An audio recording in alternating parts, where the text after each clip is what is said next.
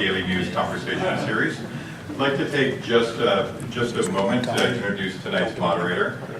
That'll be Eric Gertler. Eric is the co-chairman of New York Daily News and U.S. News, and he's put together a great panel tonight. We're super excited to have these folks with us, and thank you for joining us for our last panel before we break for summer and come back after Labor Day. Thanks so much, Eric. First of all, welcome everybody. We have a great crowd tonight, and I think we'll have a terrific conversation.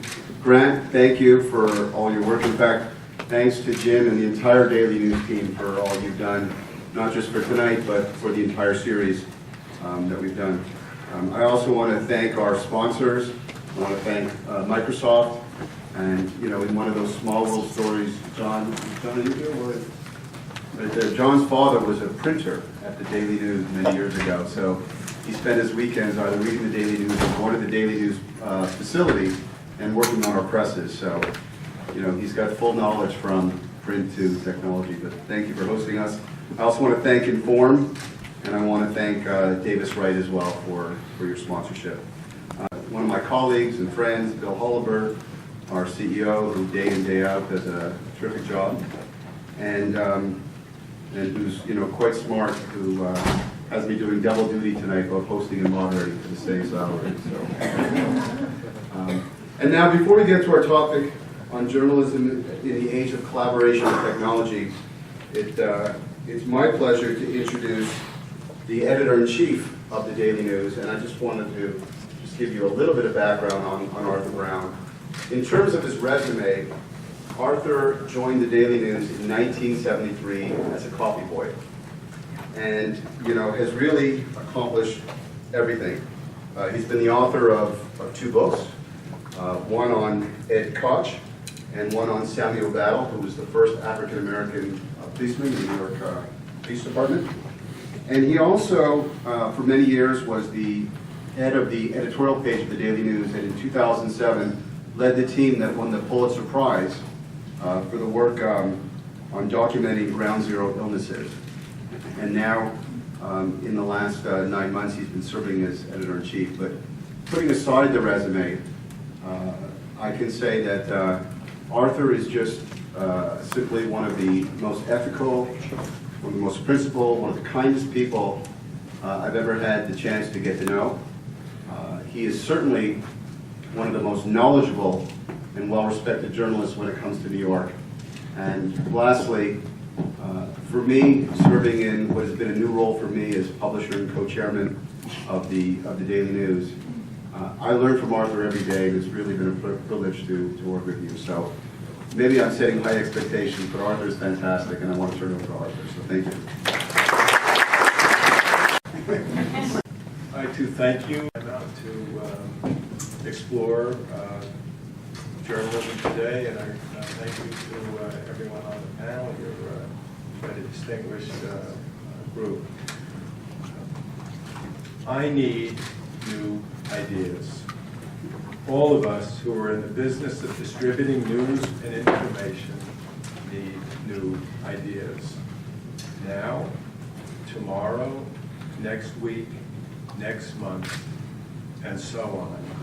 That's why we're here, to explore the best and latest ideas about distributing news and information at the epicenter of technological, economic, social, and political disruption. As someone whose career began amid clattering typewriters and the rumble of the presses, I am especially aware of how far we have come at the velocity of electricity from a comfortable presumption that editor-aggregated content distributed on a geographical basis held an intrinsic, indestructible value. Now, a hyperactive, hyper-competitive market reveals the true value of information in an endlessly instantaneous churn based on the choices of consumers. This is both fair and a representation of a highly efficient marketplace of ideas. At the same time, as we all know, the market can be brutally punishing. While some content is highly profitable, other content costs more to produce than the revenue it generates. This is more than a hit or miss proposition. To cite but one example, under the existing model, local news is often unsustainable. Even in New York, media capital of the world, city with a storied tradition of pugnacious newspaper, television, and radio journalism, the local press is weakening to a degree that demands radical action. The Daily News, Times, Wall Street Journal, New York One, and DNA Info, for example, have all reduced metropolitan New York coverage. The retreat has been substantial enough that no major media organization any longer staffs the Bronx or Queens courthouses. Economically driven, the withering of local news illustrates the overwhelmingly constant demand for innovation by media organizations in creating, presenting, and distributing content of all kinds so as to successfully build and keep audiences. So here we are to learn about innovation, including notably collaborative innovation from some of the most forward-looking folks in journalism. I look forward to absorbing their ideas, as I'm sure you do too. Eric?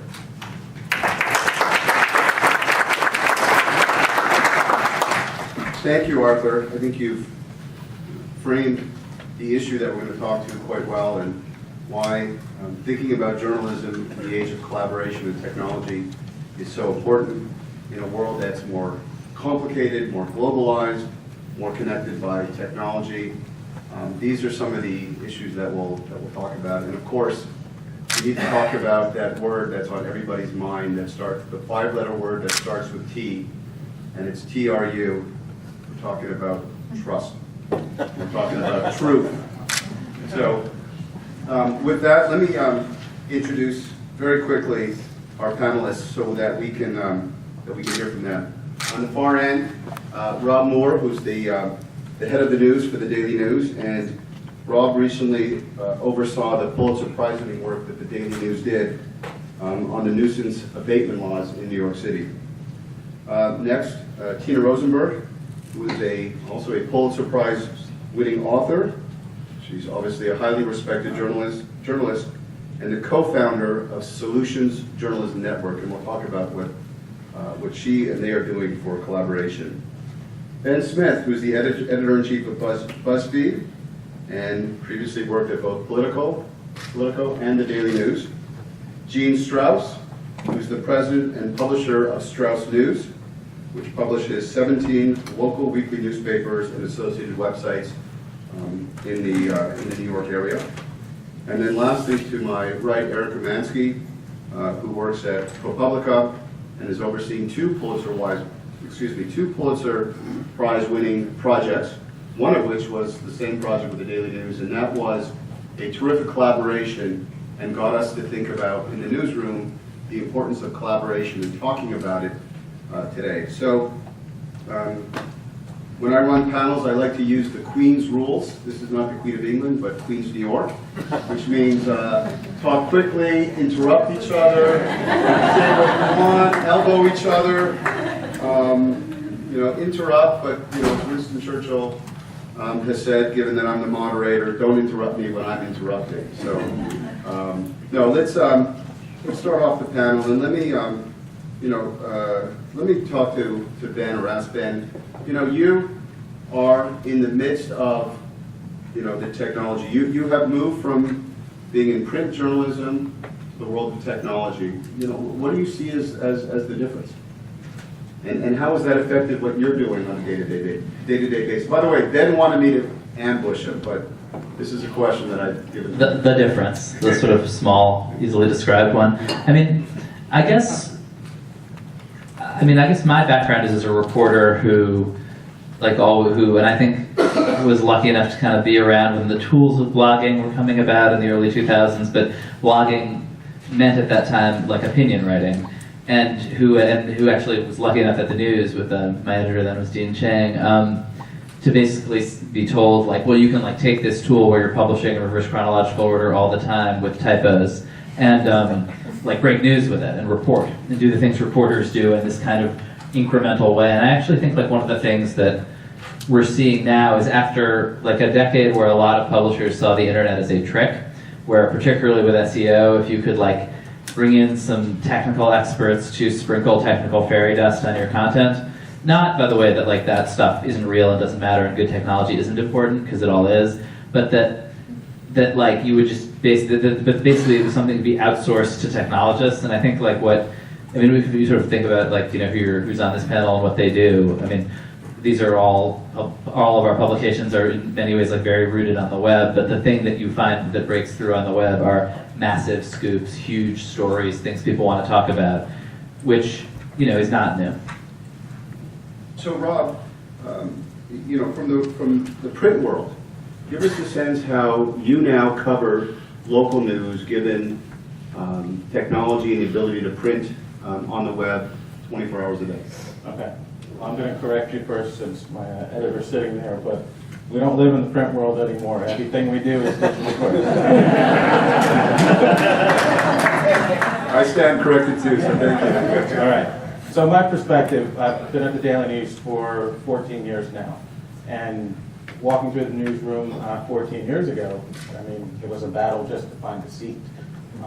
Right now, it's a little different.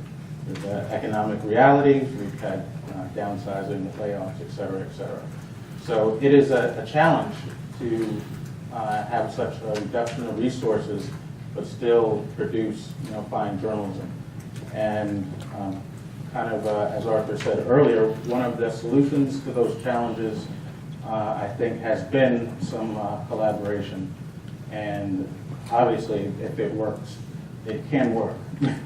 Because last month, we were on the same stage accepting the public service Pulitzer Prize. But it has taken a while for us to kind of get there. You mentioned the word trust. There were times when people will come to us and pitch an idea, and it won't fit, or we can't really vouch for their reporting.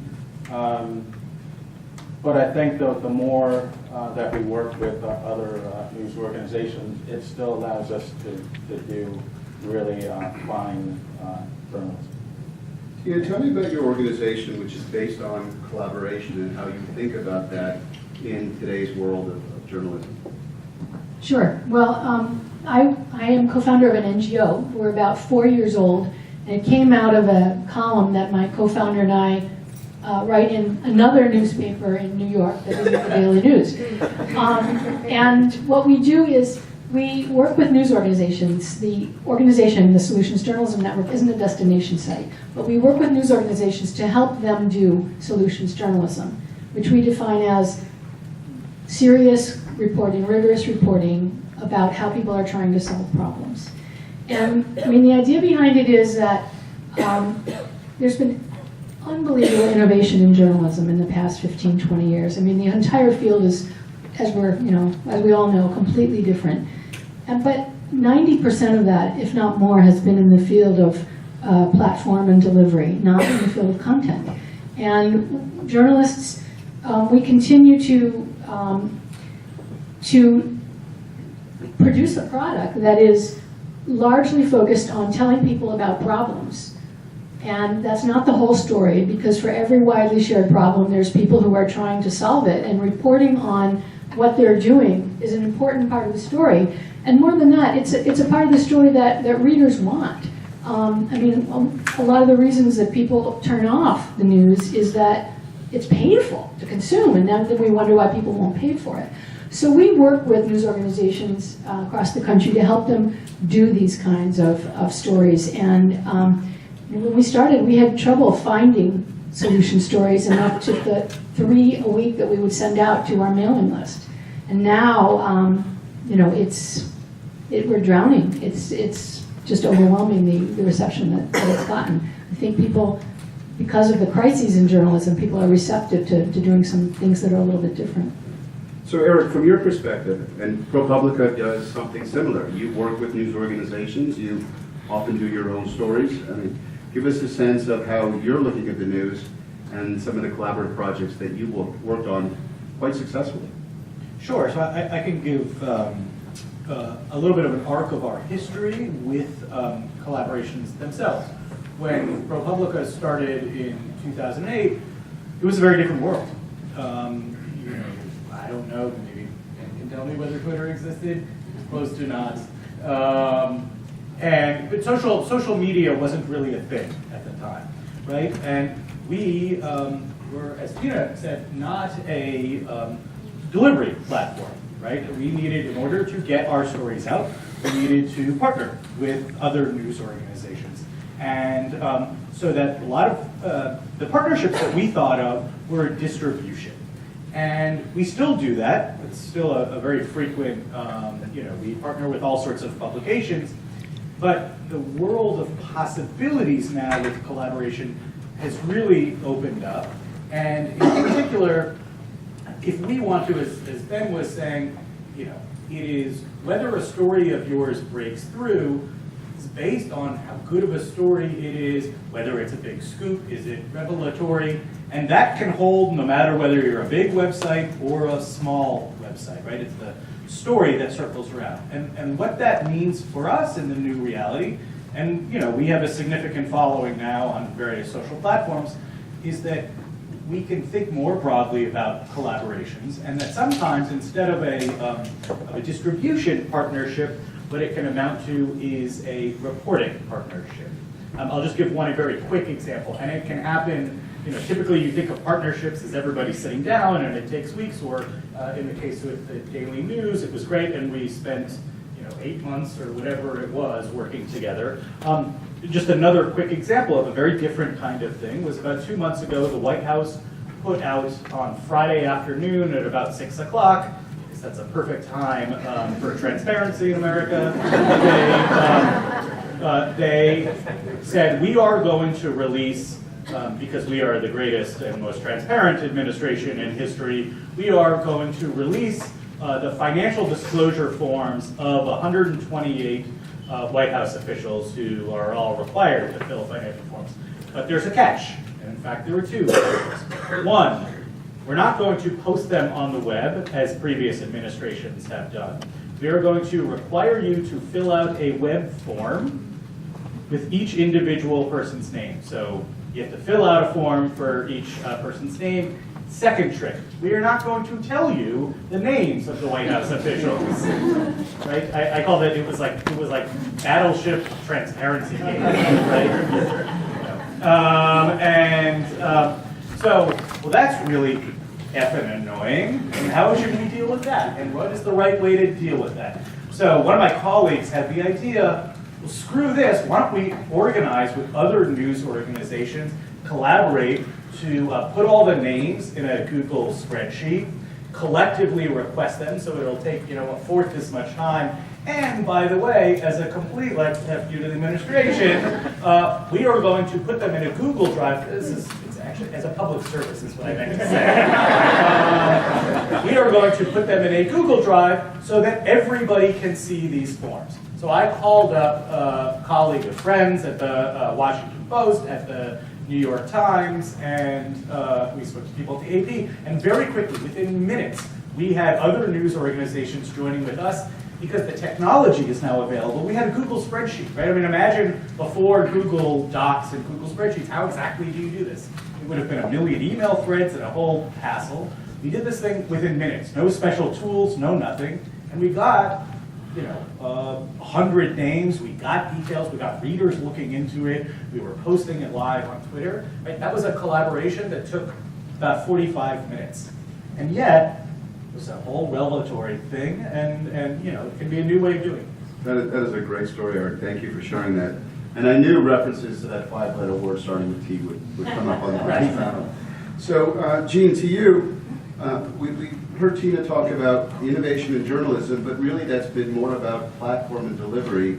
You have a platform. Do you think more about your platform, your distribution, your delivery, or do you spend a lot of time thinking about the journalism? All of it. I think in terms of collaboration, that's an incredibly exciting story. We had recently, there's 700 independent newspaper owners in New York State. It's the largest group of independently owned publications in the country. And we're about to launch the next week or two a thing called News to Share, where we're all going to share each other's stories and make it available to each other and try and work through this collaboration thing, which I really think is an important piece. So it's going to be all local publishers sharing news across the state. So that's really interesting as well. So it seems that some of these collaborations, in your case, these are not formal relationships. These are developing in the situation versus more formalized. Can you talk a little bit about that? Sure. I mean, as I think I've described it before, the word partnership can encompass many, many things. Each of our partnership is a delicate little flower that is its own thing. And so, we do certainly have, and I think actually the Daily News collaboration is very much a formal partnership. We, had a meeting and sat down beforehand and worked out the details, and there were lots of details to work out, and a big commitment on the part of both organizations. But I do think now the internet affords you the opportunity to do lightweight, as you say, opportunistic, informal collaborations. One thing we had done is we once, a few years ago, put out a database where you could look up your doctor and see if your doctor was getting pharmaceutical payments, right, or gifts or whatever. You could all look it up, Dollars for Docs, lots of your doctors are on there. Which drug companies and which amounts for what and so forth. Well, we did a national story, but of course there are a million local stories that can be told in that. Now, we could have done is contact a million places and say you should, do this and so forth, but we are a few people and there are only so many places. So we did a thing called a reporting recipe, right? Where we said, are you interested in reporting on this? Here are the steps to take. We actually set up a conference call, and was that a formal partnership? Not really, but at the end of the day, and this is a nice position we're in, what we want to do is to get the issue and the story that we are highlighting, whether we're writing it or somebody else, attention. Our goal ultimately is impact, right? And by working informally and even indirectly with other news organizations can be a great avenue. Ben, I want to come back to sort of the innovation in journalism versus this idea that most of the innovation has been in platform and delivery. But you at BuzzFeed have done a lot of innovative things in journalism. Talk about some of the things that you've been able to do in journalism, but also has the platform and the ability to create tools on the fly, has that helped what you've been doing and helped to ensure some of the success that you've had? Yeah, sure. Actually, I just realized on the topic of partnerships, I would also say it's not necessarily in everybody's nature to be it's a very competitive business, and a lot of the people in this business are extremely competitive. And this all just prompted me. I don't know if you remember this, Rob, but we once worked together, and definitely at some point we were screaming at each other about who exactly was getting credit for what. But it all worked out. But I think that's definitely a major feature of the partnership universe as well. You guys had wanted to include human beings in the story. Anyway, I think tech. I mean, we definitely don't draw sort of a clear line between tech and journalism. There are both but I do think they're sort of both kind of simple tools that resolve really tough journalistic questions that have been, and it's nice to be in a place where people are thinking about that all the time. The easiest example actually is with kind of disturbing graphic photos that you'll often at terrorist incidents or crime scenes be making these newsroom calls about, do you publish this photo? And there's a very strong argument to publish it and a very strong argument not to. And we were having those arguments as everybody else was, and somebody said, could we put an overlay over it that blurs it and allows people to choose? And that would just sort of neatly resolve, in many cases, you actually give the reader the choice. And I would sort of like that just because it's an actual technical solution to a real editorial problem.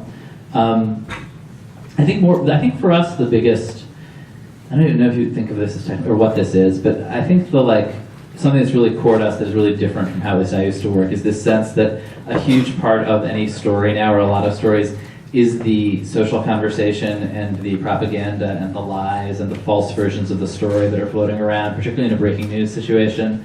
I mean, breaking news has always been like a huge mess, and in the newsroom. But when I was at the news, like either be a car accident or a political scandal, and in the first couple hours, you have no idea what's going on. You're sending reporters to the wrong door, and you have the wrong name, and you have the right one too, and you're trying to figure out which is which, and are they related to each other, and you're sending people to the wrong house. But then by the end of the day, by the time print, a lot of that is sorted out, and you can print a story that you're very confident in. But now your audience has a window into that first minute and sees you scrambling to try to figure out what the hell is going on, and says, Jesus Christ, these people are idiots. And of course, we've always been idiots, but now it's visible. And so, I think for us, a big challenge, but also opportunity, has been kind of reckoning with that transparency and trying to say very clearly, here's what we know, here's what we don't know, here's how we know it, here is something that you're going to hear a million places, and here's why it's false, or we're not sure whether it's true or false, but here is what we know about this claim. And the sort of information itself and the ecosystem have become sort of inseparable from the story. It is a real, and we do things kind of formally to how, I think the Times followed us in this, but just this what we know, what we don't know, what's true, what's false kind of formats. But also, this is sort of what took us into winding up spending a lot of time last year breaking stories about what was briefly called fake news, before that term was used for everything you don't like. And I think that sense that the internet ecosystem around a story is itself part of the story is something we think about a lot. Yeah, I think the idea and the concept of competition today is a really interesting, change in how journalism is moving. And Tina, you look at it from the opposite standpoint. You're really helping companies sort of cooperate. They're sort of getting the same story. Are they competing? We were trying to cooperate. We normally work with one news organization at a time and help them work on a project that they want to do and add maybe a solutions component to an investigative series, etc. But now we're moving more into collaborations. And in part, it's because we're starting to work more and more with small local news organizations. Like, for example, we have a group in New Mexico and one in Colorado of tiny news organizations. And we're talking about 3-person, used to be 15-person, now they're 3-person news organizations. And they'll choose together a topic, for example, healthcare in rural areas. And they'll all do their own reporting on the problem in their area, but they'll collaborate on doing a story on maybe what another city across the state has done that's working, and they'll all publish it. And we have a collaborative in Philadelphia of 16 news organizations who are all working on solution stories on the issue of prisoner reentry, which in Philadelphia is huge. And they're all not only working together, but they're publishing each other's stories. Believe me, it was a lift to try and get the Inquirer to sign on publishing stories of small news organizations, but it's working. It's working. Rob, I want to come back to breaking news. As you're thinking through the day and you're thinking about the important local stories, how are you spending your time thinking about, okay, this is breaking, we got to get it up on the web, versus sitting back and having some context in terms of providing sort of more thoroughness for the story for your readers? I mean, my immediate thought is to get 3 or 4 paragraphs up on the web. It's to then, if it's a big story, then they'll push it out on social media, because it's very important to claim ownership in the Twitter sphere, or just to own the story, and it invites clicks if you have the story up front. I mean, this is the most competitive part of what we do every day. Breaking news is kind of our bread and butter. We do it very well. And we're head-to-head with the enemy paper that I don't ever say out loud. But, they're a worthy competitor, and it's a race to beat them and get it up first. I don't think about context and layers and the other things. The first thing is to get it up quickly and as accurately as humanly possible. And we can go back into the story, make changes, and then you can think about context. If there needs to be other voices in it, sidebars, presentation. as I said before, it's a digital product that happens to have a newspaper, and that's kind of how you have to think about it now. Can you tell us about how you think about serving your reader versus providing more context versus more up-to-date? A couple of things I wanted to say, just on the collaboration thing. The one thing we haven't talked about, which ProPublica is doing so well, is the citizen contribution to what they're reporting. So what I think you didn't talk about the White House story was that you asked also for White House employees to contact you guys, right, to help tell the stories. Explicitly asked people, yes. And that's been really important to us too, which is, one of the advantages of the technology is you can tell sort of a little piece of the story, what you already know, and then ask people in the community to help you unwrap the rest of the story. And that's been very effective and very useful for us, particularly where we have, a large share of market voice there, and that's been very useful. So, I mean, let's follow up on that theme, and I'll open it up to the panel. I mean, in one sense, technology is helping journalism. You're allowing for the immediacy of it. At the same time, it's hurting journalism and not allowing the context. You're bringing in citizens that may or may not have the same sourcing. Is that a concern to anyone on the panel? You have to do both. I mean, you have to do both. You have to do both the breaking news and have citizens help you, real life people help you unwrap the story, and then you have to be able to step back. And the advantage of publishing once a week is you do have that second opportunity to sit back and give it context and give it a different story and do some, talk to a lot more sources than you do if you're trying to get out first. Ben? So I think actually it's a great time to be a reporter in this context, but it's a really confusing time to be a reader, and particularly because it's changing so fast. And a lot of these things that I think for us are now sort of obvious, you get the breaking story up, and then you work out the context, and you can do both, and kind of need to do both. I think there's a sort of profusion of voices and sources and brands, and I think for the audience is understandably going to take a while to figure out what's what, I think that's. I think it's really fun to be a journalist right now and use all these tools. But I also I think it's very disorienting to consume. Eric, you seem to be nodding your head. Well, I was just going to say that for us, as Gene was saying, we are quite aggressive in terms of contributing, reaching out to communities and readers to help us with our reporting. That may be as straightforward as leak to us. Here are all the ways that you can leak to us. And we put little tags at the end of stories, quite simple, which says, do you have more information about the Labor Department, if we were writing about the Labor Department or whatever it might be. But we also are much more ambitious about it, I think, at scale in terms of reaching out to readers who might not have particular expertise or inside knowledge, but have personal experiences with something. We did a story about the U.S. has about 5x the rate of maternal mortality than other developed countries. We did a big story looking at why that was. Before we published the story, we published a very detailed questionnaire reaching out to mothers who may have had near-death experiences or family members who may have had a mother die during childbirth and have had about 3,000 responses. Those are not things that we are simply, getting it and then it goes on to the web. That's not what happens. So in other words, in terms of the question of cooperation and confidence in that, well, that's because we're not publishing it, right? We're using it as a source for our reporting. And indeed, it's a remarkable repository for reporting and leads, and we're using it in different ways and so forth. But I think getting contributions from people affected by stories or insiders and so forth is an incredibly valuable thing and a different issue than whether or not readers can trust it. But in your case, you have the luxury of sitting back, analyzing it, providing context. Rob, you don't have that same luxury. No, not at all. And does that compromise the integrity of journalism, of not being able to, the push to put it out so quickly, to use technology? Does that then, worry and create compromises in terms of that journalism? In general, if you get information and you have to vet it just like anything else.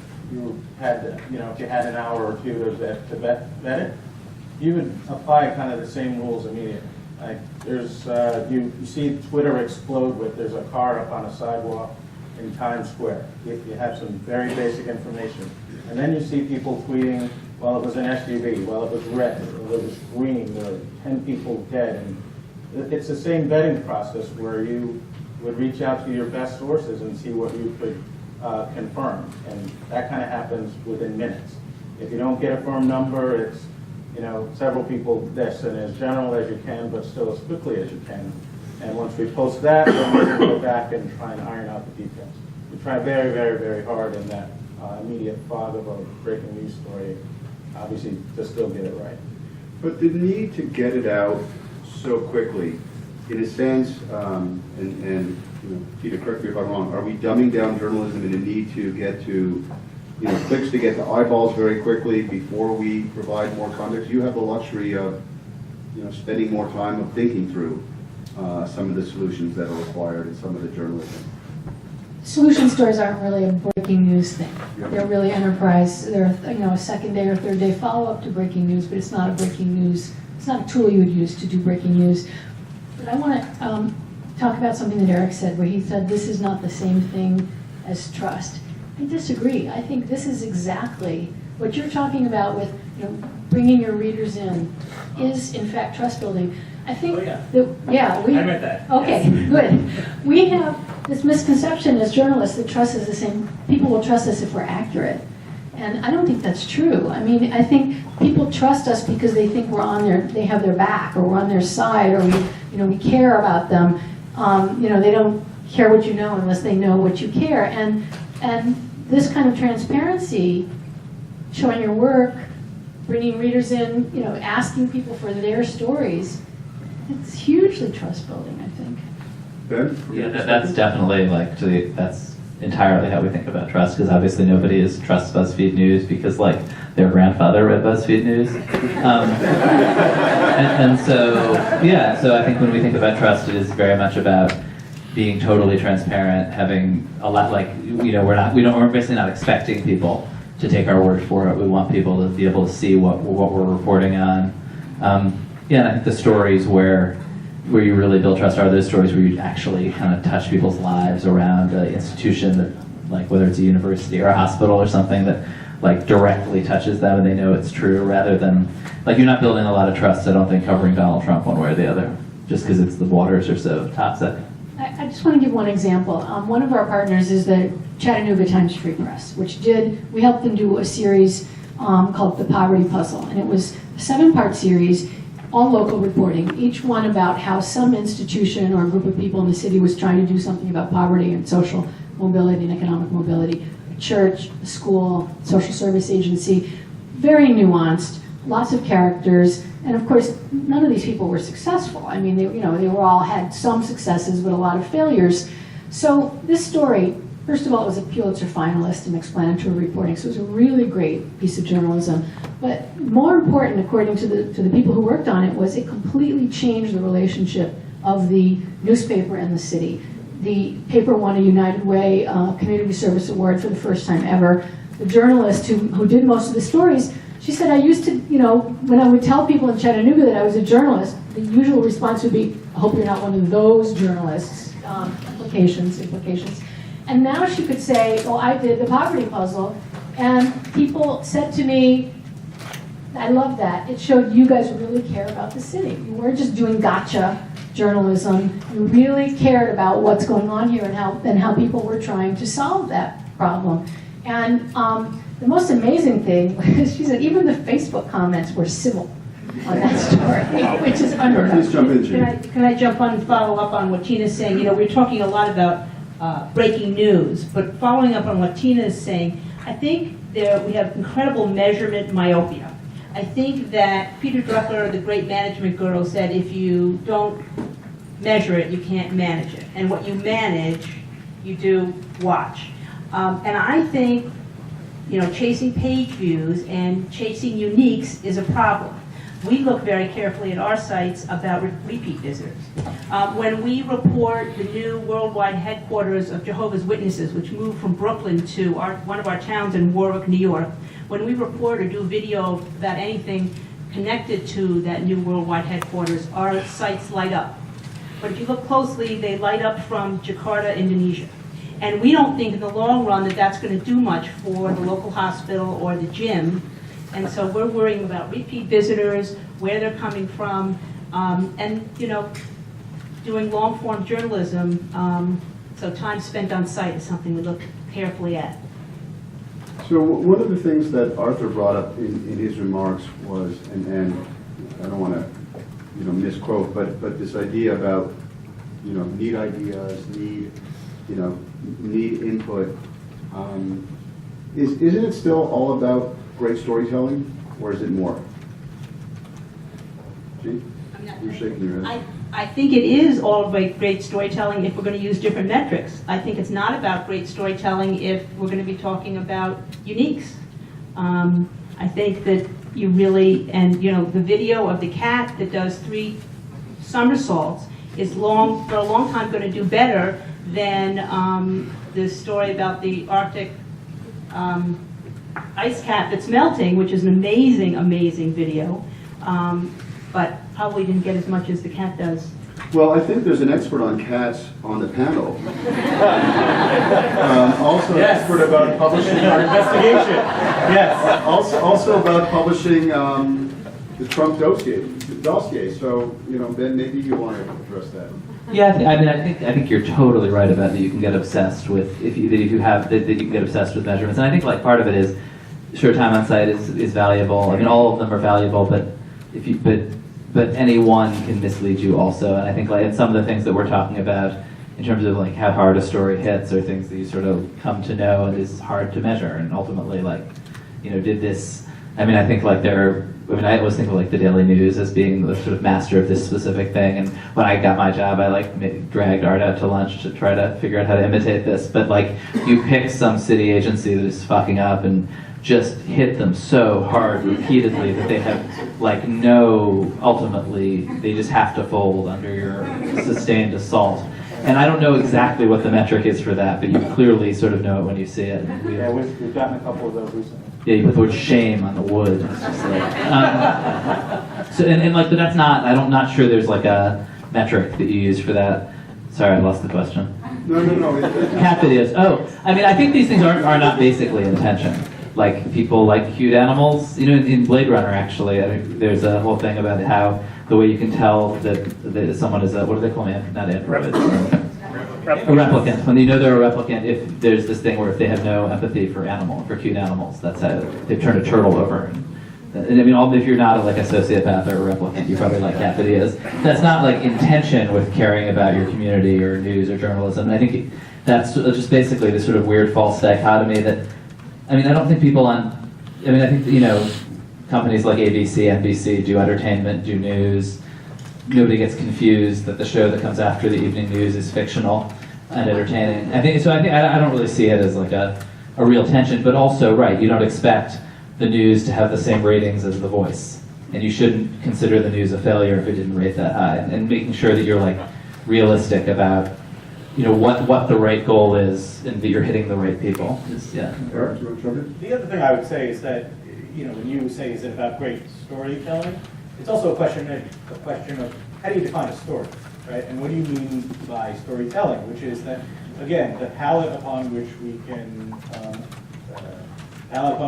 paint, the canvas upon which we can paint, is much larger than it used to be, right? You can tell great stories now, and we do, and proudly so, that are long-form text stories, right? They can also come in all sorts of other forms. The sort of human impulse of storytelling does not necessarily mean a 10,000-word text story, right? And so that it just can take many forms, and so long as it's powerful, it's revelatory, that can really resonate.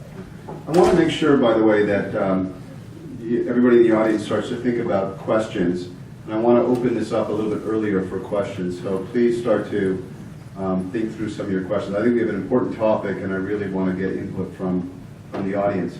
You know, the reason why I asked that question is, and Arthur and I have talked about this a number of times, you know, the important investigative work, which, you know, we feel is part of the public responsibility of a newspaper, and to keep an eye on local government, for example. Sadly, much of that doesn't pay if you think about it on the web. And yet, so you're constantly trying to balance that with other stories, so not necessarily cat stories, but other entertainment stories that may just be eyeball grabs on the internet, or thinking about a lot of breaking news so that you can sort of bring people to your site. So I think you have a reaction to that. Yeah, a lot of the news organizations that we work with are starting to raise funds for stories like that. They collaborate, for example, the Milwaukee Journal-Sentinel, which is one of our long-term partners. They raise money from universities. They have a investigative reporter who's a fellow at Marquette every year and works on a year-long series. A lot of people are raising money from city foundations, local foundations, the San Jose, that's an interesting model also, but in New Mexico, the Santa Fe New Mexican has spun off their investigative team as a nonprofit, so they can raise funds, although you can accept donations if you're a for-profit also. But I think this is kind of the future for expensive stories like investigations. That is in fact our model, right? We have disaggregated we are not obviously advertiser based, and as one of my colleagues like to say, we've actually figured out the best way to monetize journalism. That is to get people to donate for it. Usually wealthy people, but increasingly not. But which is the ultimate, citizen input on doing that. And I don't know, if we can start to create a line so people can ask questions. Do we have a mic that? Sure, I have to borrow. Okay. Ben, then Rob. Yeah. And maybe, if you want to go first, I think we might say the same thing. Sure. I was just going to say that the page views that we were talking about earlier is really not the only measurement that we look at. And certainly we do very important and thoughtful stories. We are watchdogs of city agencies. We've been very effective in getting reforms with the nuisance abatement story, with holding ACS feet to the fire, same with Night Show, and so we do these important stories too that have a different type of impact. It's not all, our entire mission is not chasing. Ben, did he say what you were going to say? Yeah, partly, but I think part of it is that the reason that when the Daily News does a series on on these nuisance abatements that has so much power is partly because the Daily News has a massive circulation, and that circulation comes in part from the fact that people care about steering investigative reporting and city hall reporting, in part because people love sports, and in large part, and in part because people read the entertainment section, in part because The Wood is really funny a lot of days, and certainly at BuzzFeed, the reason that the NBC Evening News hits so hard is because NBC has a schedule of entertainment all day. We're used to, that brings people in. The reason that mass media, and we certainly see ourselves in that category, can force government to do things is because a million people read the story. And the reason ProPublica is trying to get things published in the Daily News is because that reach is really important. And so I think it's not, so I don't think you can totally, the idea that there's sort of an ideal world where, It's me. that there's an ideal world where journalism is sort of delivered in these kind of pristine packages separate from anything fun, is a world where very few people read this stuff. And I think the power of real mass media that's reaching many, many, many people who are mostly there for entertainment because people mostly consume entertainment, and that's a powerful channel for real journalism is pretty core and important. Well, let's turn it to the hard-hitting questions from the audience. So if you can just introduce yourself, and please keep your questions, limited, so we can move past. Hello, my name is Haroop. My question was, so a lot of people want to kind of skim the news on their phone. They want to skim the summary, skim the headlines, in general, skim very summarized news. How much summarization is over in some simplification? At what point is simplification just dumbing it down? I'm happy to, well, take a quick step. So one thing we've actually done an increasing amount of is doing stories that are only on social, right? So we will take a 5,000 word investigation and do some offshoot of it that only exists on Twitter, or there is no story, and we will only do it on Twitter because it's too fast moving and we don't want to spend the time to write a story. I don't think of that stuff as dumbing down. It is the challenge of journalists to synthesize information, to provide the context and be accurate in the space you got. And if you can't hack it in, whatever that space is, then you got to figure it out. I mean, Twitter is one of the most concise vehicles that we have for delivery, and the truth is, you can actually tell quite nuanced stories and with a lot of context that is not dumbed down. We embrace social media, and we don't dumb it down. That's just the job.